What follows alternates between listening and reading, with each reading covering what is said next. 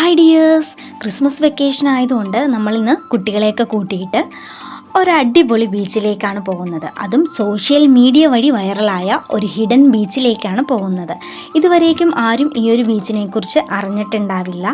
കാരണം ഈ അടുത്ത കാലത്ത് സോഷ്യൽ മീഡിയ വൈറലാക്കിയതാണ് ഈ ഒരു ബീച്ചിനെ. കാരണം അതിൻ്റെ ഒരു പ്രത്യേകതയുണ്ട്, ഞാൻ പറയാം. ഈ ബീച്ച് മാത്രമല്ല, പോകുന്ന വഴികളും നമ്മൾക്ക് എൻജോയ് ചെയ്യാൻ പറ്റും. കാരണം നമ്മൾ കുമ്പളങ്ങി ചെല്ലാനം റൂട്ടിലൂടെയാണ് പോയിക്കൊണ്ടിരിക്കുന്നത്. കുമ്പളങ്ങി ചെല്ലാനം എന്ന് പറയുമ്പോൾ തന്നെ കായലും കണ്ടൽക്കാടും പച്ചപ്പും പിന്നെ കമ്പവലകളും ഇതൊക്കെയാണ് എല്ലാവരുടെയും മനസ്സിലേക്ക് ഓടി വരുന്നത്. അതുപോലെ തന്നെയാണ് ഈ ഒരു വഴിയും. നമ്മൾക്ക് കാണാം, വഴിയുടെ ഇരുവശങ്ങളും വെള്ളത്താൽ ചുറ്റപ്പെട്ടിരിക്കുന്നു. വഴിയുടെ ഒരു വശത്ത് കായലാണെങ്കിൽ മറുവശത്ത് ചെമ്മീൻ പാടങ്ങളാണ്. അതായത് ചെമ്മീൻ കെട്ടുകളെന്ന് പറയും. ഈ ഓരോ ചെമ്മിക്കെട്ടിൻ്റെയും ഇടയിൽ വരമ്പുകളുണ്ട്. അവിടെ ഫോട്ടോസ് എടുക്കാനും വീഡിയോസൊക്കെ പിടിക്കാനൊക്കെ പറ്റും.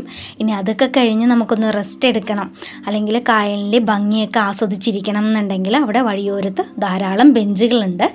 അവിടെയൊക്കെ ഇരുന്ന് വർത്താനമൊക്കെ പറഞ്ഞിരിക്കാം. ഈ ഒരു വഴി എന്ന് പറയുന്നത് വലിയ തിരക്കോ കാര്യങ്ങളോ ഒന്നും തന്നെ ഇല്ല. തികച്ചും ശാന്തമായ ഒരു അന്തരീക്ഷമാണ് ഇവിടെ ആകെ ഉള്ളത്. അപ്പോൾ അധികം വാഹനങ്ങളൊന്നും ഇല്ലാത്തത് കൊണ്ട് തന്നെ നമുക്ക് സ്വസ്ഥമായിട്ടൊക്കെ ഒന്ന് റിലാക്സ് ചെയ്തൊക്കെ ഇരിക്കാം.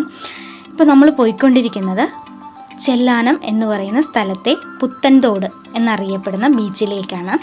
ഈ ഒരു ബീച്ചിനെ കുറിച്ച് അറിയണം എന്നുണ്ടെങ്കിൽ ഗൂഗിളിൽ സെർച്ച് ചെയ്താൽ മതി. ഫുൾ ലൊക്കേഷനും കാര്യങ്ങളൊക്കെ ഉണ്ട്. അപ്പോൾ നമ്മൾ വണ്ടിയൊക്കെ പാർക്ക് ചെയ്തു. ഈ കാണുന്നതാണ് പുത്തൻതോട് ബീച്ചിൻ്റെ ഫുൾ വ്യൂ എന്ന് പറയുന്നത്. എൻ്റെ ക്യാമറയ്ക്ക് ബീച്ചിൻ്റെ ഭംഗി നിങ്ങളിലേക്ക് എത്രത്തോളം എത്തിക്കാൻ പറ്റിയിട്ടുണ്ട് എന്നെനിക്കറിയില്ല. ഈ ബീച്ചിനെ കൂടുതൽ ഹൈലൈറ്റ് ചെയ്ത് കാണിക്കുന്നത് ഇവിടുത്തെ ഉരുളൻ പാറക്കല്ലുകളാണ്. ഈ കല്ലുകൾക്ക് ആരെയും ആകർഷിക്കുന്ന അത്രയും ഭംഗിയാണുള്ളത്. ഇവിടെ നിന്ന് നമുക്ക് ഫോട്ടോസൊക്കെ എടുക്കാം, വീഡിയോസൊക്കെ പിടിക്കാം. വെഡ്ഡിങ് ഷൂട്ടിന് വരെ ആളുകൾ വരുന്നുണ്ട്.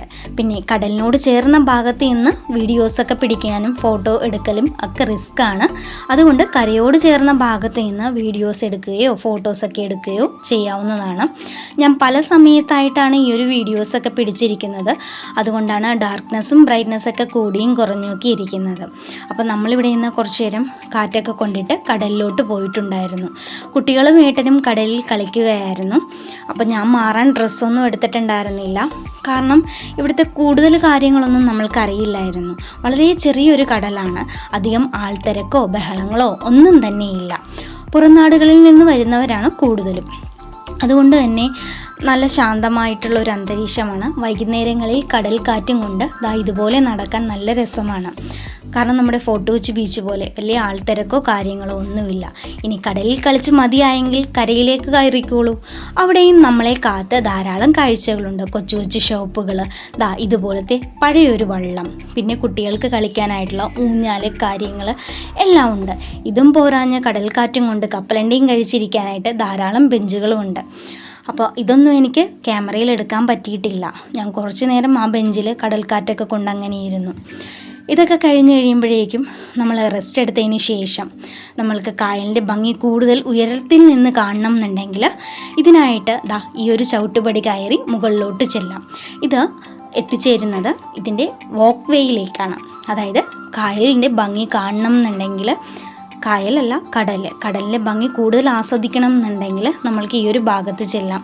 ഈ ഒരു ഭാഗത്തിനെ ഹൈലൈറ്റ് ചെയ്യുന്നത് ഇവിടുത്തെ ഹെക്സാഗൺ ഷേപ്പിലുള്ള ഈ ഒരു പാറക്കല്ലുകളാണ്.